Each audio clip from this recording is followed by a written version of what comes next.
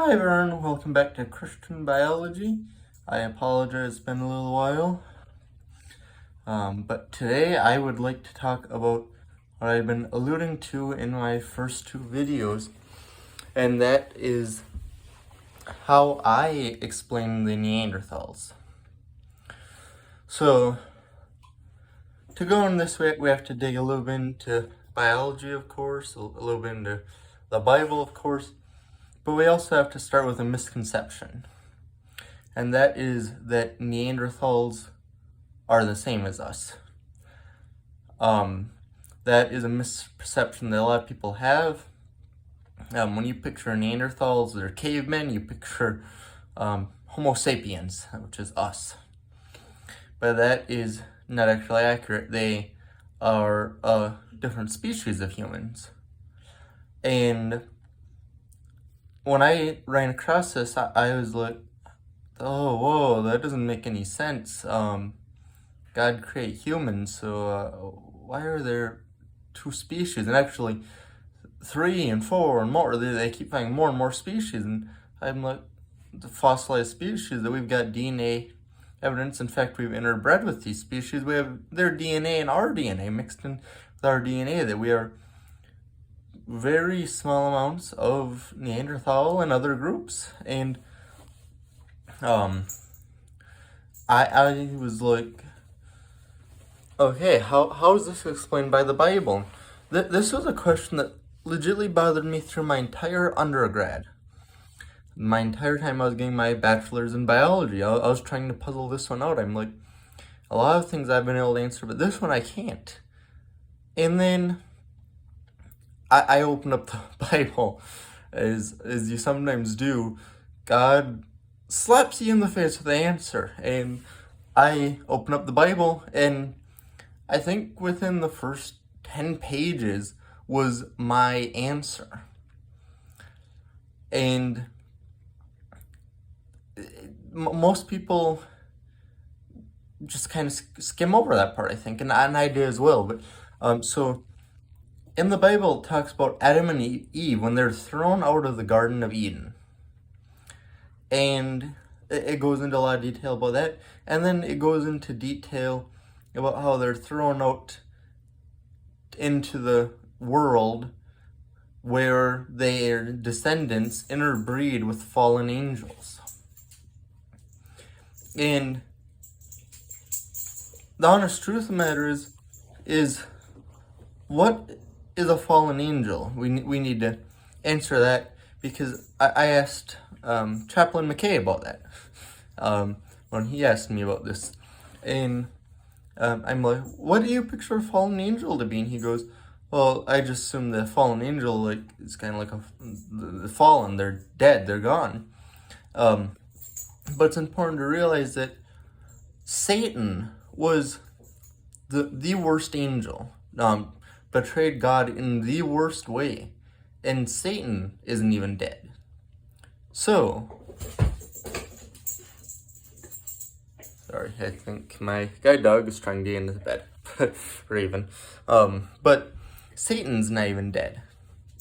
So why would God kill these other angels that sinned against him?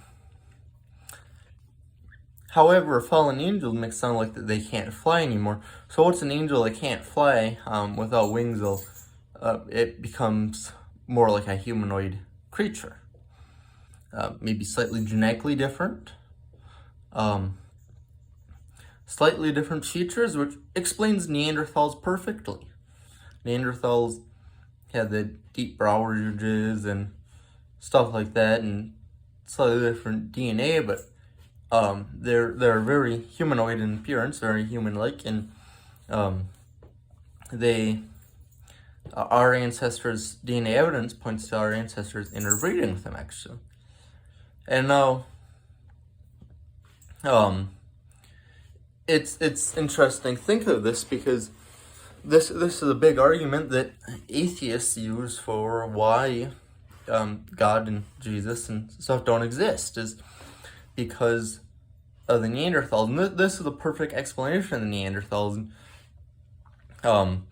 You can dig into more detail and stuff, but honest truth of the matter is maybe I'm wrong, maybe I'm not 100% accurate, but I do believe that the Neanderthals and Denisovans and all the groups like that are the fallen angels that were discussed in the Bible. And this also answers because so scientifically it's been asked how humans descended from just Adam and Eve and then Noah again.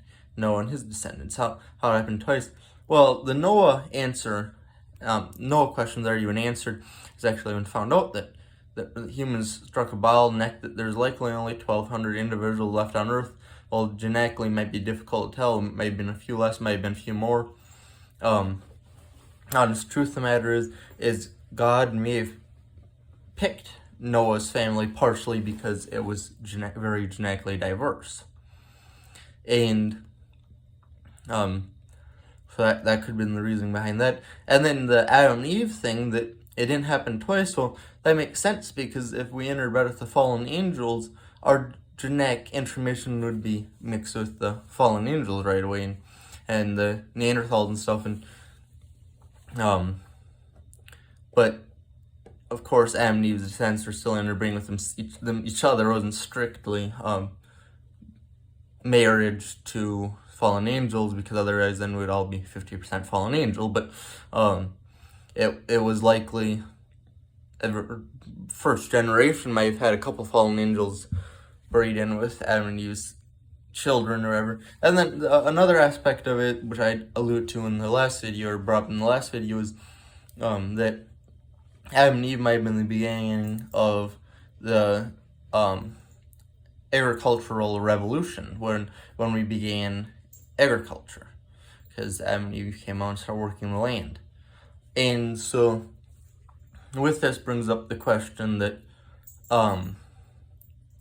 Adam and Eve came out and started working the land, but were there other humans already out on the earth, and were Adam and Eve created specifically by God in likeness of him, or the other humans similar they interbred with as well? I think the Neanderthal thing is more likely, but either one explains the genetic diversity we have today, and why each human's so unique and stuff. But I would definitely support the Neanderthal theory. But you can let me know what you think in the comments, or shoot me an email at jt1kruger@gmail.com. And I appreciate your watching. I will come back with another video eventually, and explain another concept that when I think of another question. Thanks for watching.